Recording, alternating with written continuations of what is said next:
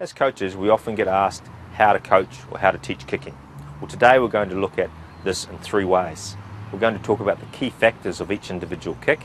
We're going to drill some of these key factors using some simple drills and some simple techniques.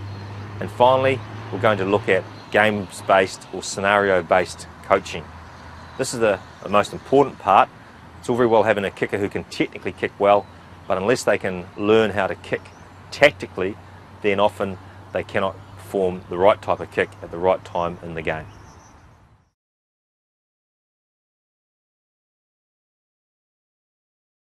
In this simple warm-up drill, players practice getting a feel for the ball in their hands. It is important to work on a consistent release or drop from the hand to foot to enable the ball to be kicked effectively.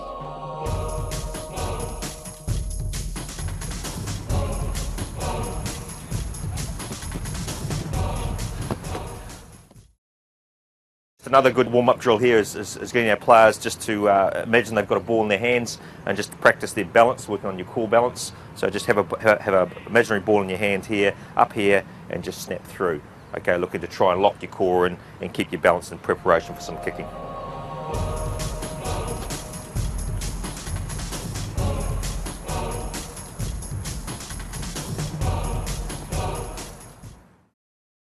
So this time with this particular activity, we're just working on our drop, ensuring that the ball is dropped over the foot, okay, ensuring that you can give yourself a little bit of balance here by holding the fence and just helping you get the mechanics of the kick right, where we're just looking to release the ball out of one hand to your partner.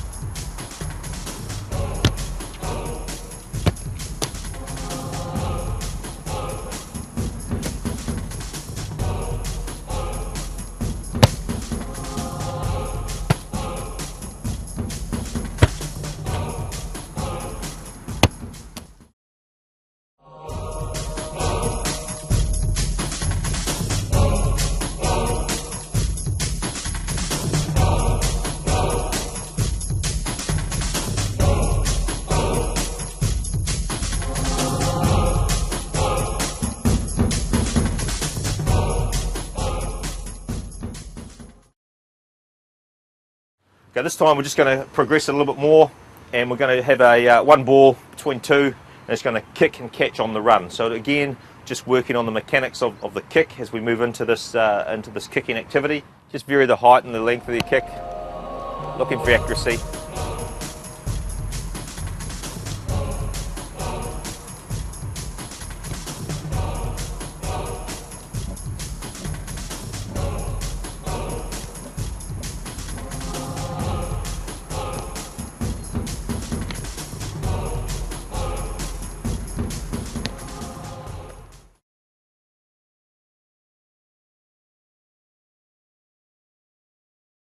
Just going to look at the body position of the kick, of the punt, in this case the drop punt. You'll notice here Colin's just nice and relaxed in a pretty comfortable position. His feet roughly shoulder width apart. Okay, the important thing is very much the hand position. You notice his hands are well positioned on the ball. The big thing we need to look at with the hand position is the focus on the kicking hand. If he's going to kick with his right foot, then the ball will be released pretty much from his right hand. Okay, hang on onto the ball until the last moment when he releases the ball with that right hand.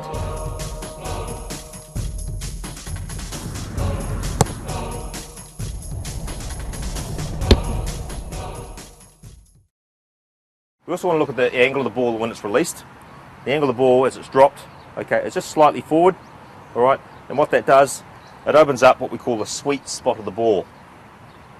So what we want to do is strike the ball on that bottom segment, okay, so that when the ball is hit, okay, the power goes through this part of the ball.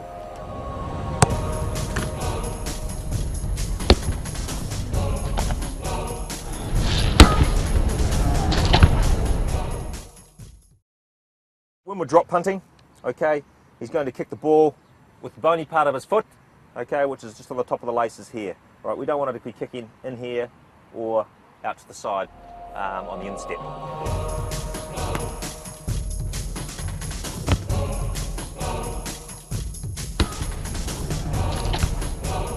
in terms of dropping the ball correctly over your foot so it can strike the bony part of your foot, it's really important that we don't get too much sideways movement with the arms as we're releasing the ball. Okay, we don't want movement that way, and we don't want movement up and down. All right, we want to keep it reasonably steady so the ball is consistently dropped over the foot. We also need to make sure that the body weight is forward. That doesn't necessarily mean the head is over the ball, but we need to be able to transfer our body weight from back through the ball. When we make contact with the ball, okay, it's important that we snap the lower leg and drive the body weight through the ball, and finishing with toes pointed and a good follow through.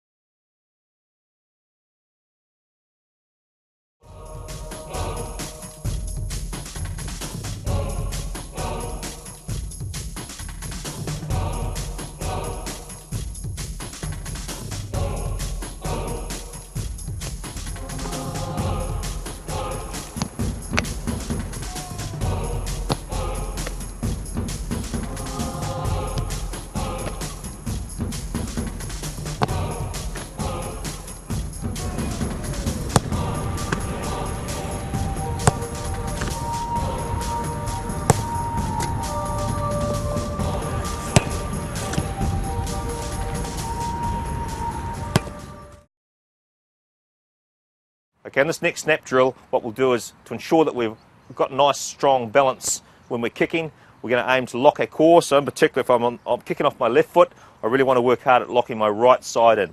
So this time we release the ball as we kick.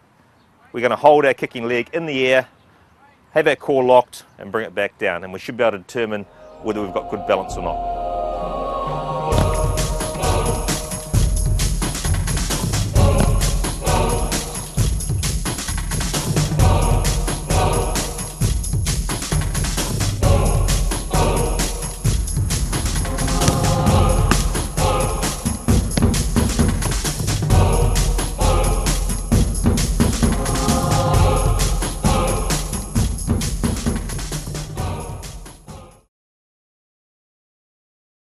This time we're going to continue the drill, but again we're going to work on getting our momentum or our weight through the ball, and to do that what we're going to have is the same drill, but instead of the players holding their leg up in the air and bringing it back down, they will hold it in the air and then they'll step forward after they've kicked. What we should see here is a transfer of weight through the ball.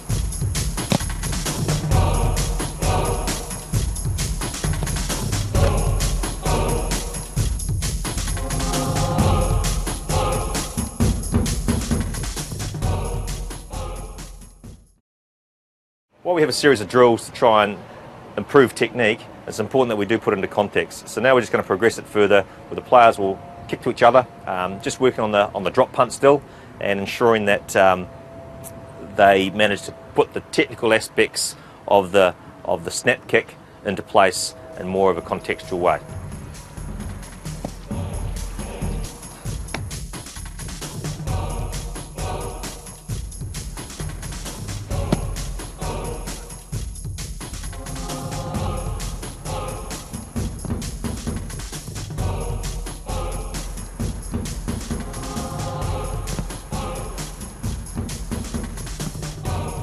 We want to finish through the ball, guys, not out to the side.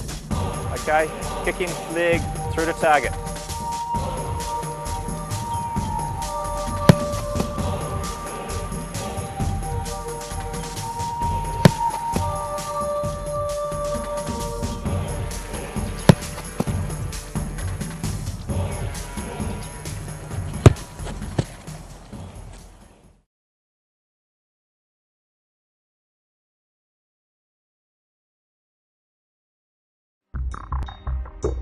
So these drills are really focused on the outside backs, just clearing the ball under pressure, receiving a kick and just getting the ball out so we can restart play. As you can see by the cones up the field, the further they can get it up the field, the more points they get. So that last cone, which is 4 cones up, they'll get 4 points. They'll receive a different type of kick, and the pressure will come from potentially a different angle, And so they've just got to adjust with the kick they receive and the pressure and kick the ball out. If the ball doesn't go out, like in that example, they don't get any points at all. The last one was a grubber, just looking to clear it and restart play.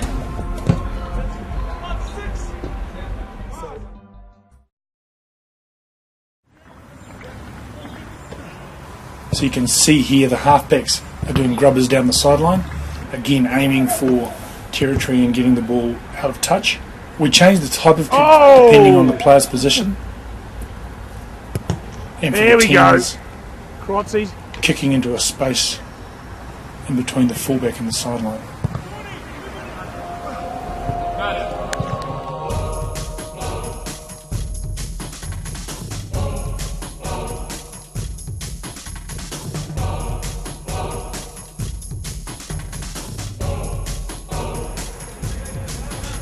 Oh, it's 5 big ones. Have you bounced? Oh. In this game of Aussie rules, normal rules apply. The only difference is that the players must pass the ball instead of hitting it to their teammate. The purpose of this particular game is for players to get themselves into space and kick accurately.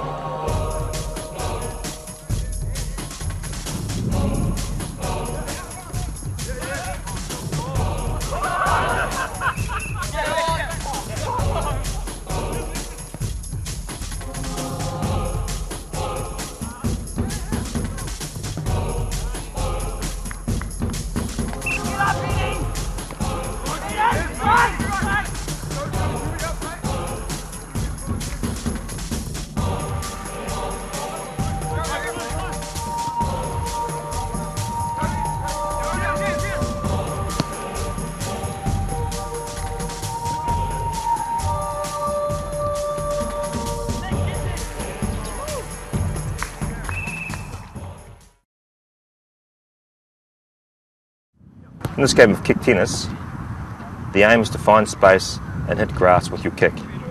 Players kick over an imaginary net into the opposition court, and points are awarded every time the kick lands or the opposition miss kick or drop the ball. All kicks initially have to be above waist height, and serving takes place in the back half of the court.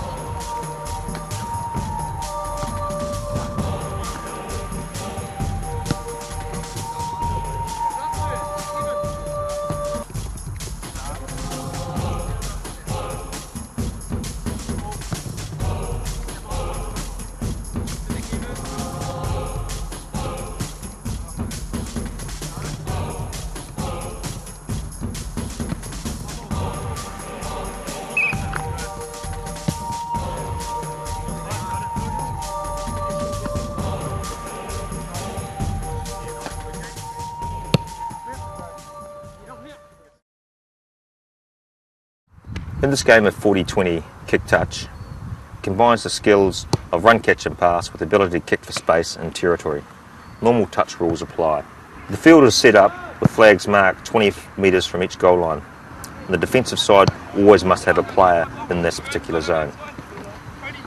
Points are awarded in the following ways. 1, if the attacking team scores a try. 2, and if an attacking player kicks the ball from inside his 20-metre line and bounces it out inside the opposition 20-metre line. Or thirdly, if the kick is recovered directly by an attacking player.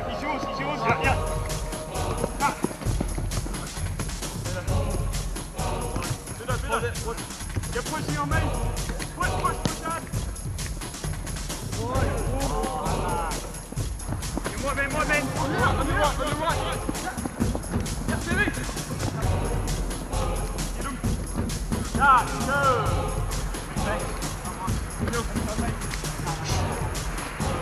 One minute. Rotate. Yeah.